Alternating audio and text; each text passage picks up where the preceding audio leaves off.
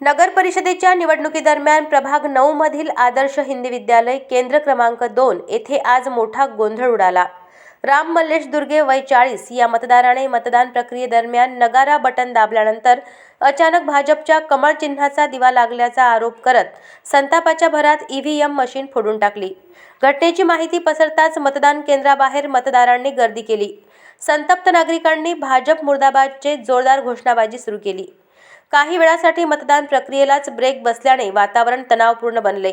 घटनेची माहिती मिळताच उपविभागीय पोलीस अधिकारी रवींद्र जाधव, मुख्याधिकारी आशिष चव्हाण आणि ठाणेदार शिवाजी कदम यांनी पथकासह घटनास्थळी धाव घेतली। त्यांनी नागरिकांना शांत करण्यासाठी मध्यस्थी करून परिस्थिती नियंत्रणात आणली। पोलिसांनी ईव्हीएमची पंचनामा प्रक्रिया सुरू केली असून पुढील चौकशी सुरू आहे।